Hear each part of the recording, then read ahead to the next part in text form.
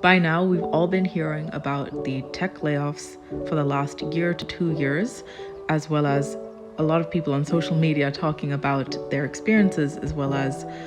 what different tech job roles are. So, we all know about the different types. We know software engineers exist and developers, as well as project managers and some other types of roles such as user design, user experience.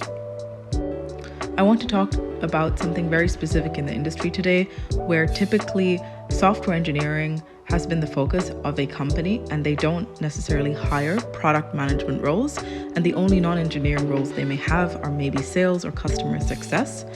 And in this scenario, they may have a project manager who may be coordinating a lot of operations as well as processes in a company, sometimes often seen by early stage startups, as well as non-US companies. In these scenarios where a product manager may have not been hired yet, or they're gearing up to maybe hire product managers in the future, they would look to maybe leverage three specific roles, which we have up here, called product owner, project manager, and business analyst, to fulfill those same functions. Let's start with the product owner. So the product owner is typically somebody inside a project management capacity where their main goal is to make sure that a piece of software or a concept is getting delivered correctly. So they typically work with software engineers and or developers, and maybe even the program manager and or maybe even a business analyst, to make sure that the piece of work, say a button or a checkout icon on a e-commerce app like your favorite shopping site, is successfully implemented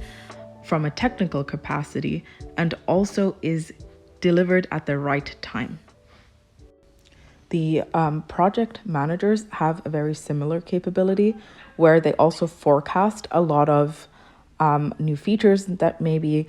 the stakeholders and customers want to achieve with an engineering team, which is also something business analysts do well. However, business analysts oftentimes write down a lot of the requirements needed for an engineering team to then take that on and actually build it, and look more into the written requirement, making sure that what is needed is understood, and gives that typically to a project manager or a product owner to then communicate with the engineering teams.